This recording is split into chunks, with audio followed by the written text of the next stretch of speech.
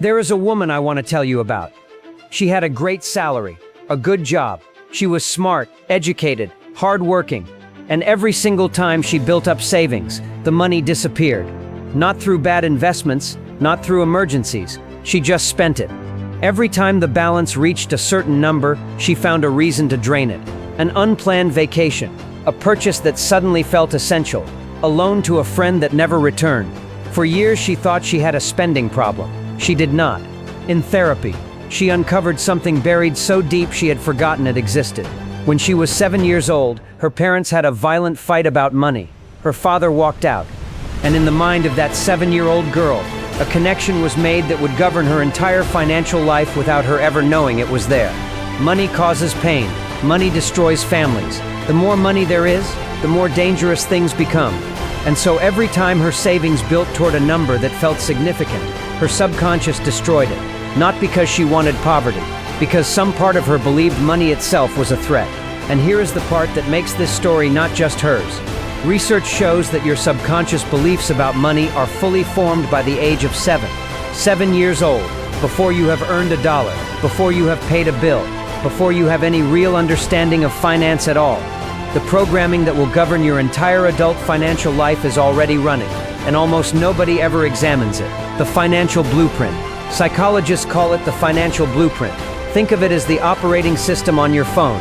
You never see it, you never interact with it directly, but it determines what every app on that device can and cannot do. Your financial blueprint determines what you believe you deserve financially. It sets your upper limit, the maximum wealth your subconscious believes is safe for someone like you. And here is what will genuinely disturb you.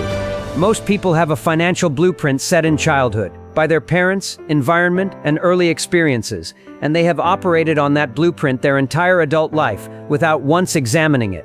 They work harder, they earn more, they follow conventional advice, and then they inexplicably spend their savings, make a terrible investment at exactly the wrong moment. Find a crisis requiring every spare dollar just when things were improving. Psychologists call this self-sabotage, but it is not really sabotage. It is a program running correctly, according to the rules installed in childhood. If your financial blueprint says you are not the kind of person who has significant wealth, your behavior will keep proving that belief true. Every time, automatically, without you noticing. The Princeton experiment. Here is a study that permanently changed how scientists think about money psychology.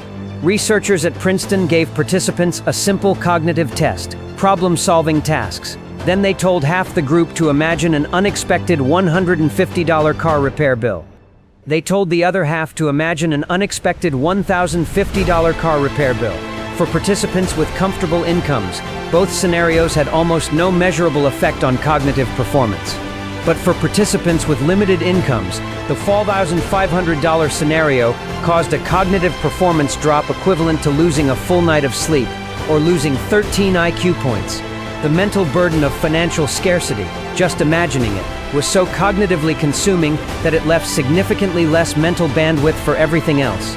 Scientists call this the scarcity mindset. And it is not a character flaw. It is a neurological response.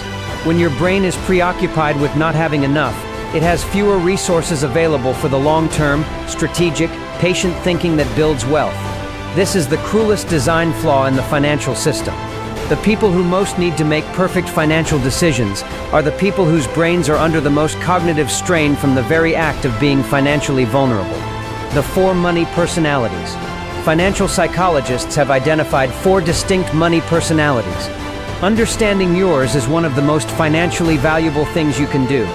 The money avoider believes money is bad, that wanting wealth is greedy, that rich people are corrupt, often rooted in religious upbringing, or a parent who taught that money changes people for the worse. The consequence, unconscious resistance to accumulating wealth. The money worshiper believes money solves everything, that more money would fix every problem, often rooted in childhood poverty. The consequence, constant chasing without satisfaction. No amount is ever enough because the belief is about the emotion money is supposed to deliver, and no number delivers that emotion permanently. This personality earns $1 million and feels broke. The status spender uses money to signal worth. The expensive car is not transportation, it is proof. The watch is not timekeeping, it is a statement. Often rooted in feeling unseen in childhood, The consequence, spending on visibility at the expense of building invisible assets, appearing wealthy while becoming poorer. The most financially dangerous personality in a world of consumer debt and social media comparison. The money vigilant is careful and responsible. They save, they plan, they live below their means, but they are so anxious about money they cannot enjoy what they have earned. Cannot spend on experiences, cannot give generously. They grip so tightly out of fear that they never deploy money in ways that would grow it. The consequence, security without freedom, survival without thriving. Most people are a combination of all four, but one usually dominates. Recognizing which one controls your decisions is the beginning of rewriting it. The stories we inherit. Your relationship with money is not entirely your own. You inherited it. A parent who grew up in the Great Depression, who watched everything disappear in a single economic event, developed beliefs rooted in survival and scarcity. That parent communicated those beliefs to their children, not necessarily in words, in behavior, in the anxiety visible on their face when bills arrived, in how they talked about people who had more, in the shutdown that happened when a child asked for something expensive. That child grew up and internalized every signal. They became adults who felt inexplicably guilty spending money on themselves, who never felt quite safe, regardless of how much they had, who found it almost physically impossible to invest, because on some deep level, having money in the market felt exactly like the terrifying vulnerability their parent had described from the Depression. The belief traveled through time, without a single word spoken out loud. Financial therapists call this intergenerational money trauma, and research shows it is extraordinarily common. A significant portion of the financial beliefs running your life right now were not formed by your own experience. They were handed to you by people who were handed them by people before them. You are running someone else's financial software, and you never agreed to install it. The plot twist: programs can be rewritten. Here is where the story turns. Everything described, the money personalities, the scarcity mindset, the intergenerational trauma, these are not permanent conditions. They are programs, and programs can be rewritten.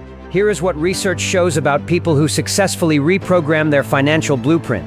Step 1. They identify the program.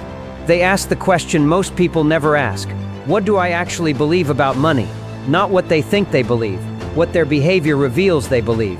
Behavior is the honest voice of the subconscious, not intentions, not words, behavior.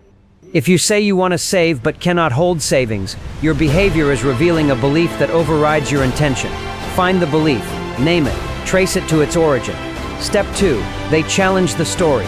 A man named Kevin earned $800,000 per year and was permanently broke. In therapy, he uncovered a childhood memory of his mother telling him repeatedly, "Rich people are greedy. They get wealthy off the backs of others. You only need enough to get by. Anything more is piggish." Kevin had unconsciously made himself a promise as a boy. He would never be one of those people. And so his entire adult life, every time his wealth approached a level that would have made him what his mother described, he destroyed it. The moment he identified that belief and challenged it, his behavior changed. Not because of a budget, not because of an investment strategy, because the operating system was updated. Step 3. They build new experiences that create new evidence. The brain learns through experience. If you have spent 40 years having negative experiences around money, you have 40 years of evidence supporting the negative belief.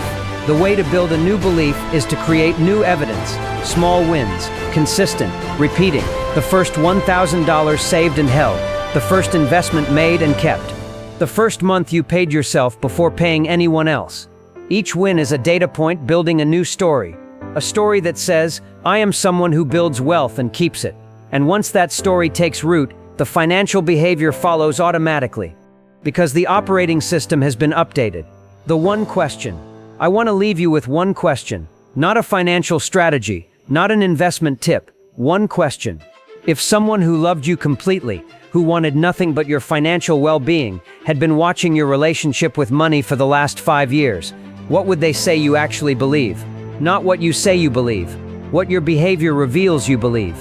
Because that is the program running your financial life, and the day you can answer that question honestly is the day you can begin to rewrite it. Everything else, the investments, the savings strategies, the wealth-building tactics, those are the easy part. The hard part is the work you do inside your own mind before a single dollar moves. Subscribe, because this channel does both. the inner work, and the outer strategy? Drop one word in the comments right now. Scarcity or abundance. Which one are you honestly operating from today? Let's go.